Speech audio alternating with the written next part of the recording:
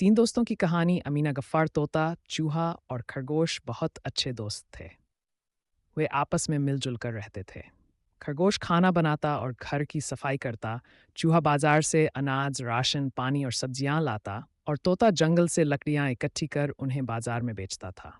इस तरह तीनों कड़ी मेहनत करते और खुशी खुशी जीवन बिताते। लेकिन उनके बीच की गहरी दोस्ती और एकता पास ही रहने वाली चालाक लोमड़ी को अच्छी नहीं लगती। एक दिन उसने मौका देखकर तोते से पूछा, कैसे हो? सब ठीक चल रहा है? तोते ने जवाब दिया, हम बहुत खुश हैं और मज़े में जी रहे हैं। अच्छा, लेकिन मुझे तो ऐसा लगता है कि सबसे ज़्यादा मेहनत तुम ही कर रहे हो।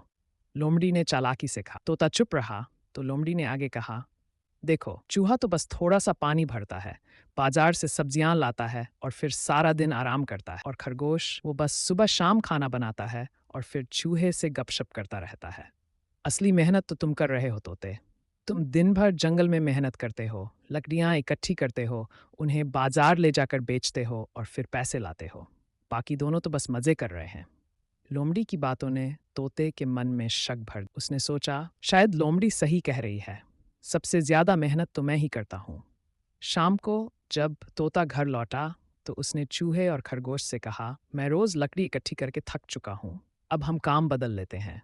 अब मैं घर पर रहूंगा और खाना बनाऊंगा। चूहा और खरगोश ये सुनकर हैरान रह गए। उन्होंने तोते को समझाने की बहुत कोशिश की, लेकिन वह नहीं माना।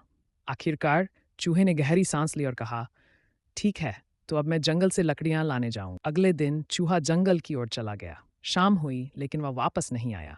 खरगोश चिंता में पड़ गया और बोला, तोते चलो, हमें चूहे को ढूंढने जाना चाहिए। तोते ने कहा, तुम यहीं रुको, मैं जाकर देखता। कुछ देर बाद तोता उदास चेहरा लेकर घर लौटा।